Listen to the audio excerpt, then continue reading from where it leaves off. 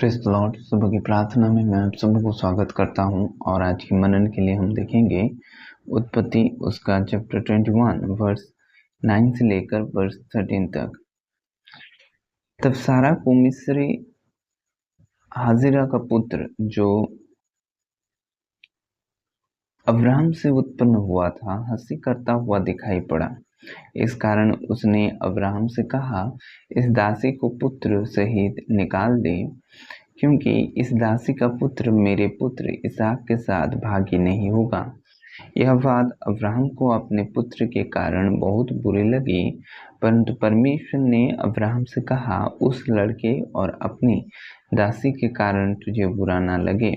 जो बात सारा तुझसे कहे उसे मान, क्योंकि जो तेरा वंश कहलाएगा वह इसहाक ही से चलेगा।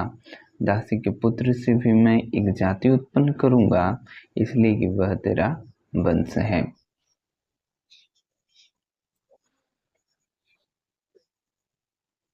परमेश्वर जो न्याय करता है, परमेश्वर जो बुरा नहीं करता। और यहाँ पर जो सारा है उसका एक दासी थी हाजिरा। जब सारा के कोई पुत्र नहीं था तो वो अपनी दासी हाजिरा को अब्राहम के साथ ब्याह दी और अब्राहम की एक पुत्र हुआ था हाजिरा के द्वारा, उसका नाम इस्माइल था। और जब इसहाक हुआ, जो प्रतिज्ञा परमेश्वर ने किया था उसको जो पूरा किया, जो प्रतिज्ञा की संतान इसहाक हुआ। जब इसहाक हुआ तो सारा ने क्या कहा कि देखा कि उसका दासी को और उसके पुत्र को, और वो कहने लगी कि अब्राहम को इस दासी और उसके पुत्र को यहाँ से निकाल दे। और यहाँ पर परमेश्वर भी सारा की बातों को समर्थ करता है। क्या परमेश्वर बुरा है? क्या परमेश्वर न्याय नहीं करता? क्या परमेश्वर यह नहीं देख रहा है कि पक्षपात हो रहा है? लेकिन इसमें बड़ी बात छुपी है कि परमेश्वर क्यों ऐसा कहता है कि अब्राहम को जो सारा कह रहा है उसे तो सुन, और मैं इस दासी के पुत्र से भी एक वंश को उत्पन्न करूंगा, क्योंकि वो तेरा वंश है। और यहाँ पर जो प्रतिज्ञा की संतान है वो इसहाक से कहलाएगा, और इसहाक है और तेरा वंश इसहाक से चलेगा, क्योंकि वो प्रतिज्ञा की वंश है, वारिस है। और यहाँ पर जो मिस्र में थे जो लोग, जो मूसा के द्वारा वो लोग मिस्र से निकाल ले गए, उनको परमेश्वर चलाने के लिए, प्रभु यीशु मसीह जब तक नहीं आया, उनको चलाने के लिए परमेश्वर ने क्या किया? व्यवस्था को दिया। वो व्यवस्था को मानना उनकी आज्ञा थी, व्यवस्था पर चलना उनकी आज्ञा थी। जब तक कि प्रभु यीशु मसीह ना आए तब तक वे व्यवस्था के द्वारा अधीन थे, व्यवस्था के अनुसार चलने उनका काम था। और यहाँ पर जो दास जो कहलाता है वो व्यवस्था को बुझाता है, व्यवस्था को समझाता है। और जब प्रभु यीशु मसीह आए वो व्यवस्था को पूरा किए। वो स्वयं भी कहते हैं कि मैं व्यवस्था को मिटाने नहीं लेकिन व्यवस्था को पूरा करने आया हूँ। व्यवस्था को कोई नहीं मिटा सकता, क्योंकि वो परमेश्वर की ओर से था, व्यवस्था पवित्र था। लेकिन व्यवस्था जो दास बनाता है, और व्यवस्था यानी पाप को दर्शाता है, पाप को चिन्हाता है, ये पाप है, वो पाप है। लेकिन व्यवस्था पाप नहीं है।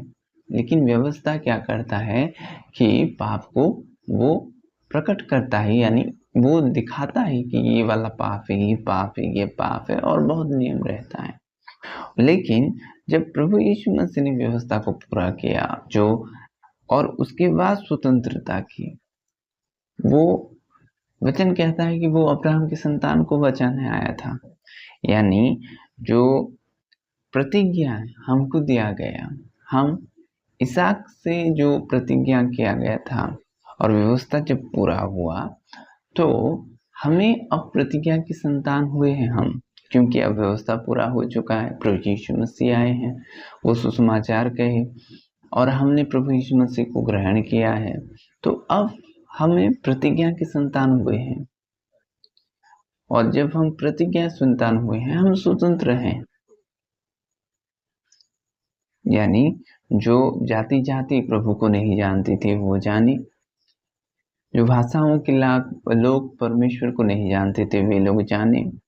और परमेश्वर अब्राहम को कहता है कि मैं तेरे द्वारा जाति जाति को आशीष दूंगा, तेरे द्वारा भाषाओं के लोग को आशीष दूंगा। और यहाँ पर व्यवस्था पूरा हुआ। और यह एक उदाहरण था कि जो हाजिरा जो दासी का पुत्र था और इसहाक जो प्रतिज्ञा की संतान थी, ये एक उदाहरण था। तो ये उदाहरण देने के लिए परमेश्वर सारा के हाँ में हाँ मिलाया कि हमें ये उदाहरण मिले। जैसे पौलुस भी अपने पत्र में समझाता है कि तेरा वंश इसहाक से कहलाएगा। इस बात को हमें समझना है और इसलिए परमेश्वर ने यहाँ पर क्या किया कि सारे की बात को मानने के लिए अब्राहम को कहा। और यहाँ पर परमेश्वर कहता है कि जो दासी की पुत्र है उससे भी मैं एक वंश उत्पन्न करूंगा, क्योंकि वो तेरा वंश है। और यहाँ पर जब प्रभु यीशु मसीह आए और हमें प्रतिज्ञा की संतान होने की अधिकार दिया। प्रभु इस वचन से आप सबों को आशीष करें। आमीन। अभी प्रार्थना का समय है, मैं आपके लिए प्रार्थना करूंगा। पिता, मैं आपके लोगों के लिए दुआ करता हूँ खुदावंद। हे प्यारे प्रभु, आपने उन्हें स्वतंत्र किया है, उन्हें प्रतिज्ञा की संतान होने की अधिकार दिया है। प्यारे प्रभु जी, आपने उन्हें प्रभु बनाया है खुदावंद। प्रभु वे अब दास नहीं, वे स्वतंत्र हैं खुदावंद, पाप से स्वतंत्र हैं, क्योंकि मसीह ने उनके लिए क्रूस पर चढ़ा है और अपना लहू देकर उन्हें खरीदा है खुदावंद। ये बातों को ना भूले प्रभु, वे पाप के दास ना बने खुदावंद। हे प्यारे पिता, लेकिन प्रभु वे खरीदे गए हैं प्रभु आपके पुत्र की लहू से खुदा। उस लहू को उनके जीवन से प्रभु खुदावंद मैं बांधता हूँ उनके जीवन पर। हे प्यारे प्रभु, वे लहू को ले लें, लहू को ना भूलें। जो लहू प्रभु हर एक पापों को धोता है खुदा, जो पाक है, जो पवित्र है, वो लहू उनके जीवन पर कार्य करे, जो प्रभु यीशु मसीह के लहू है। खुदाबंद आप छुएं प्रभु जी, पाप से उन्हें आजाद करें। वे पाप के दास नहीं हैं खुदाबंद, वे स्वतंत्र हो चुके हैं। हे प्यारे पिता, आपकी स्तुति, आपके बड़े काम, आपके अनुग्रह उनके जीवन पर बढ़े खुदा। प्रभु आप खुश हो उन जीवन से खुदाबंद। प्रभु जी आपकी शांति बना रहे उनके जीवन पर। प्यारे प्रभु, जो लोग रोग से ग्रसित हैं यीशु के नाम से वे चंगे हो जाएं। प्यारे प्रभु जी आपके करीब हो जाएं। प्रभु आप उन्हें बातें करें खुदाबंद, वे प्रतिज्ञा की संतान है। हाँ पिता, आपकी वादा पूरा करने वाले परमेश्वर हैं और प्रभु आपकी प्रतिज्ञा को आप पूरा करेंगे। तब तक ये प्यारे प्रभु आपके लोगों को आप धीरज दें और प्रभु प्रतिज्ञा पूरी होने की, जो प्रतिज्ञा की संतान है, उस स्थान को प्रभु जाने के लिए आप अनुग्रह करें, पहुंचने के लिए अनुग्रह करें, स्वर्ग तक खुदा ऐसा अनुग्रह करें प्यारे पिता, यीशु नासरी के नाम, आमीन। God bless you.